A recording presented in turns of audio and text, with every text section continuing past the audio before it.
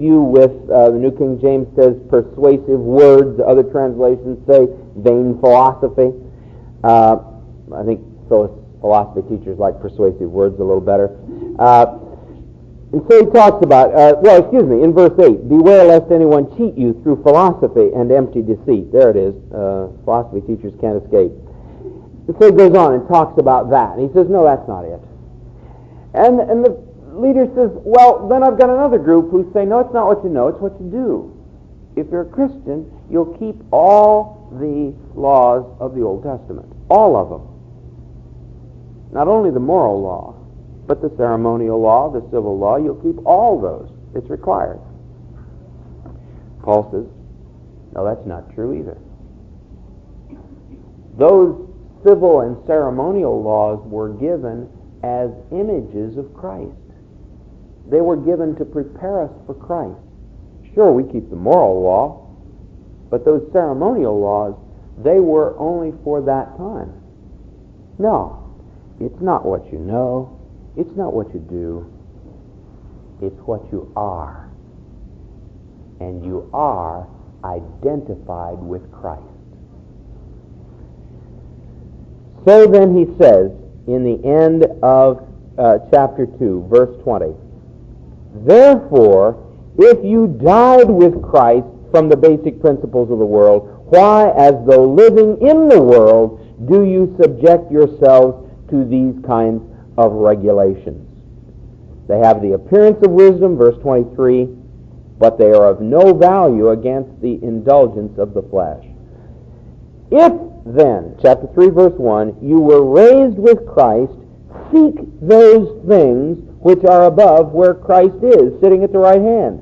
Set your mind on things above, not on things of the earth, for you died, and your life is hidden with Christ in God.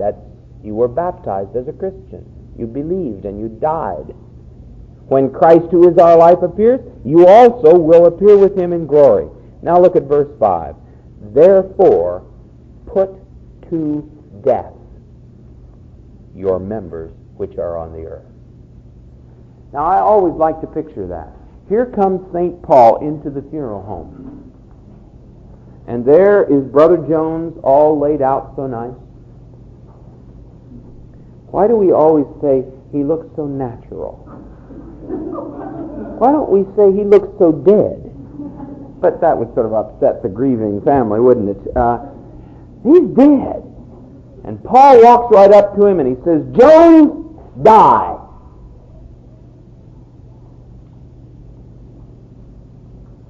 We would want to usher Paul aside and say, Paul, let me tell you something about biology.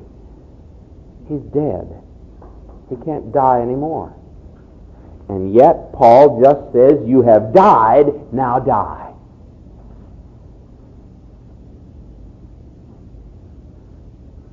What's he talking about? I think he's talking about that when we are converted, when we are regenerated, there is a potential planted within us.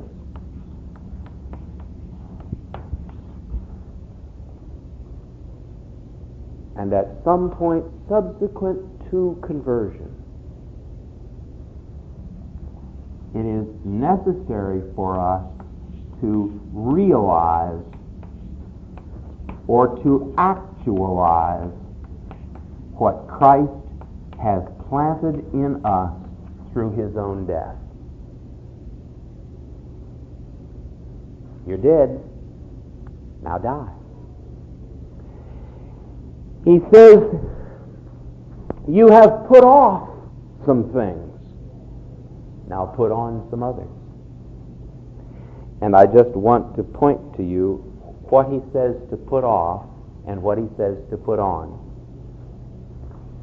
Now, in the context of the Gospels, in the context of the epistles, this is not done in our strength. This is done through faith. By faith we die to these things. By faith we put off these things. By faith we put on other things. It's not our doing. It is the realizing of the potential which was planted in us in our conversion. You're dead. Now die.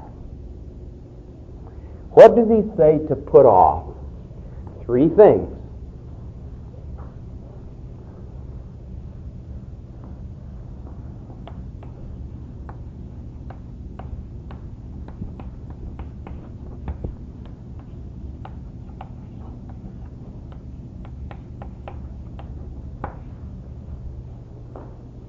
Preachers, this will preach.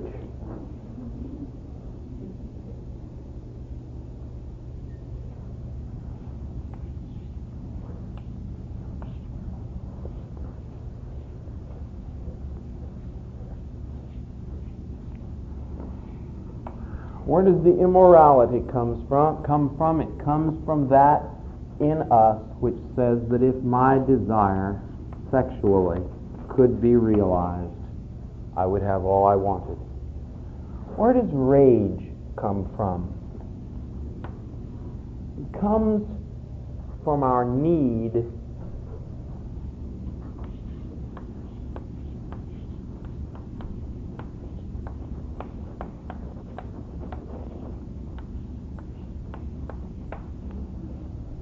You can't say that about me.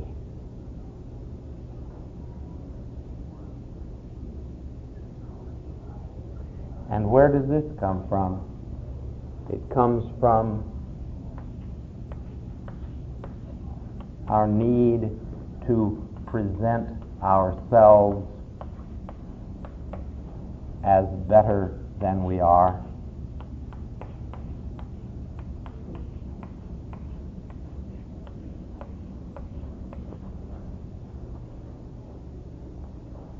I can't do it, but I'll lie about it. Lie on our resumes. Turn in somebody else's work in class. Lie. And Paul seems to say these are three areas in which Christians are especially in danger.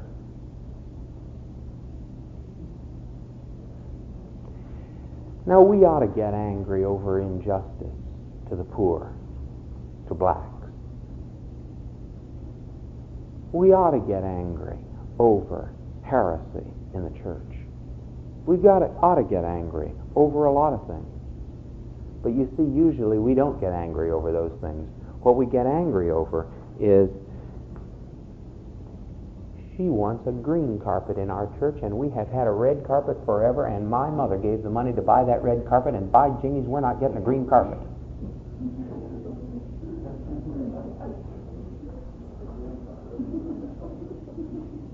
That's what we usually get angry over. And then we tut-tut over the other things that are wrong in our world. Am I meddling? Trying to. Now, Paul says, put those off. Die to them. You're dead. Now die. It's a reality in you if you will, by faith, allow it to be a reality. And then look what he says to put on. And I just want you to look at the list.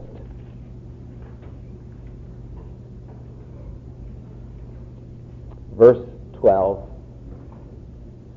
Therefore, as the elect of God, holy and beloved. My, that'll preach too. Who are you? This is who you are in potential. This is who you are in the power of the Spirit in your life. If you will just throw the switch by your own faith and your own surrender. And I want you to notice that every one of these words has to do with other people. Put on tender mercies, kindness, humility, meekness, long-suffering, bearing with one another, forgiving one another. If anyone has a complaint against another, even as Christ forgave you, so you also must do. But above all these, put on love, which is the bond of perfection. You want to be what Christ has called us to be, all that he's called us to be? Love is the belt that holds it all together. Now, I don't like this very much, to be honest with you. You see, if I can live in a closet, I will be probably the most holy man you ever saw.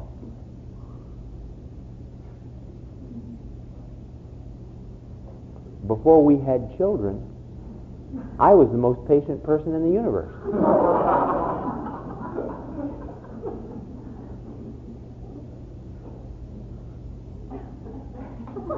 Holiness in a closet is nothing.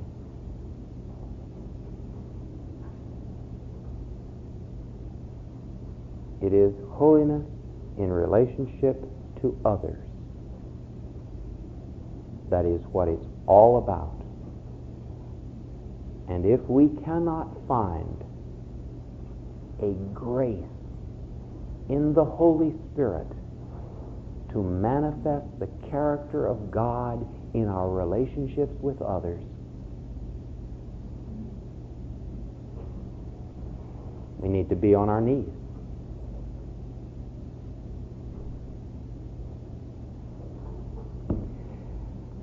So I think the Old Testament teaches it. I think the New Testament confirms it. That we are called to be objectively holy in our behavior by means of the grace procured for us in Jesus Christ and given to us in the Holy Spirit. I think that's what the Bible teaches us. And that's good news. That is to lay a doctrinal framework for how you preach this doctrine.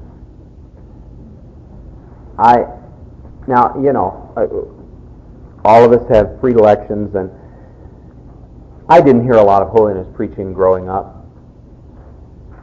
But the holiness preaching I did hear seemed to me to be all focused on what you wore or didn't wear, all focused on what seemed to me as peripherals.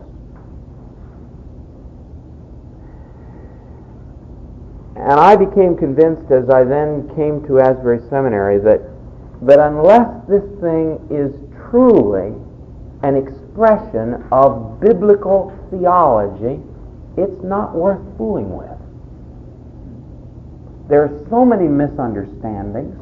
There's so many ambiguities that if it's not biblical, we just ought to forget it. So that would be my first point. I'd like to say to you, in your preaching, lay a biblical foundation for the necessity of holiness.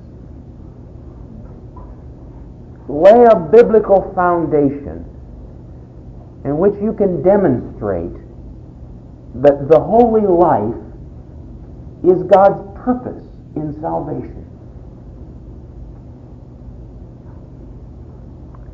Now, I should say, all of this is not worth very much unless you're living a holy life before your parishioners.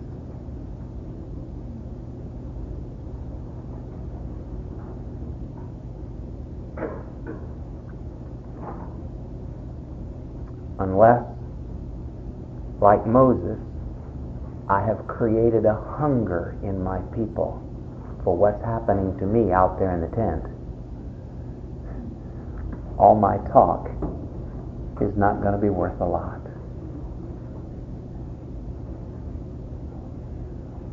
And when they've seen us, well, I'd better get off that. You can preach the sermon yourself. But when... no, I'm not going to get off it. When they've seen us interested in anything else but the holy life of God, they're entitled to say, that's all words, preacher. Now, we have all seen preachers who have mistaken stained glass piety for holiness. I'm not suggesting that the only way you can be holy is in a three-piece suit. On the other hand, I grow anxious about pastors who seem to be in an unholier-than-thou contest.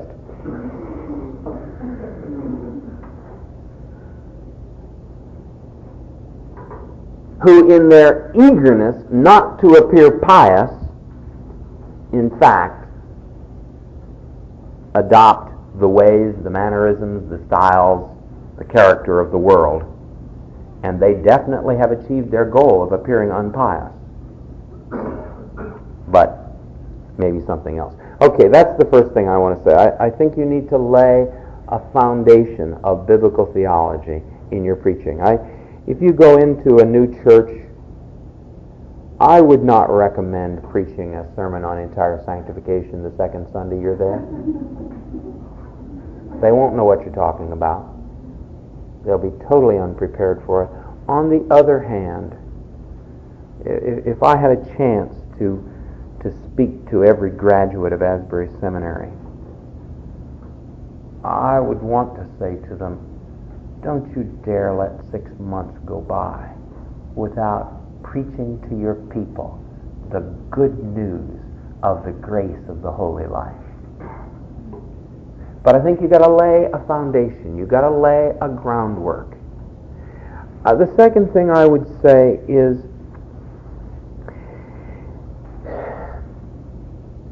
minimize the specialized language. Now here in this seminar I've used the language entire sanctification, I've used the language Christian perfection, the other kinds of specialized language, because I thought we're more in a teaching session here. But talk about Christ-likeness. Talk about being filled with the Holy Spirit so that you can live the life of Christ. Talk about total surrender in order to receive total filling. Use whatever language is going to communicate to your people these ideas.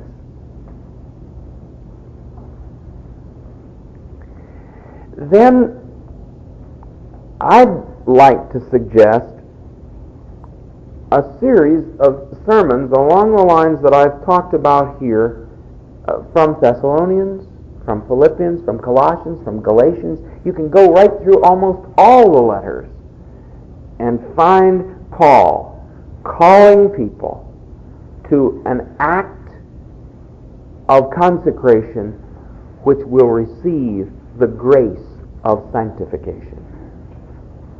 And I'd urge you, I don't think I would invite you to preach a sermon on the doctrine of sanctification or the doctrine of holiness. I don't think I would do that.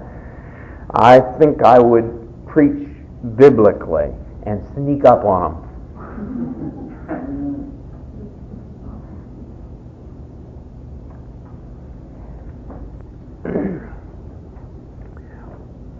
One of the things that needs to be done these days is to help people to merge in their minds sanctification and the filling of the Holy Spirit.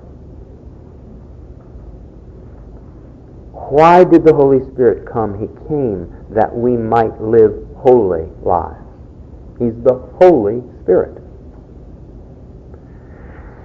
I think to do the kind of thing that Steve did yesterday in obviously a less intense or complex manner, but to talk about the relationship between the gifts and the fruits of the Spirit, and to show that biblically they are inseparable. Now, as Steve said, he dealt with them separately yesterday to help us to get the picture, but as he said, biblically they are inseparable.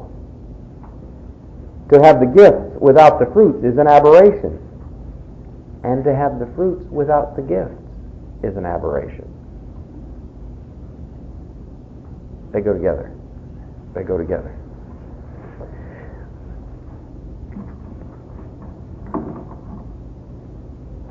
Now, some of you are pastoring churches where they haven't had an altar call in 43 years. And if you were to offer an altar call, the lay leader or the head deacon would faint dead away. So you'll have to work on that one. But, by all means, call people to an exercise of faith. That's what it's about. And there's a great danger in preaching holiness, in fact, enforcing the works righteousness mentality, which is already there in too many of our churches.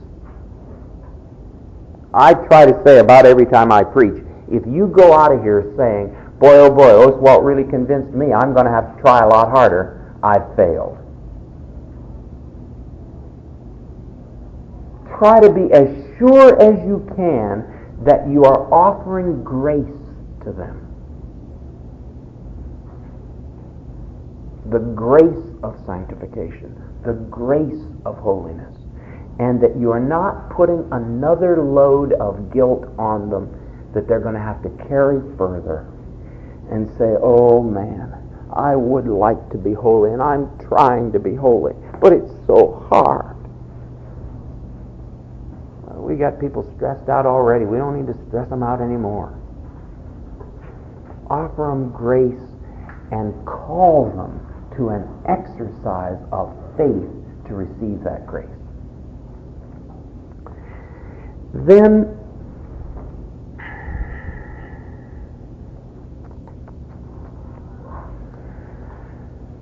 we got 1 minute and I've got about an hour to go.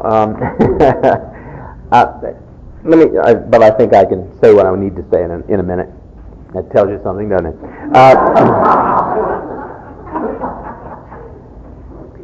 Be alert to the dangers implicit in this teaching.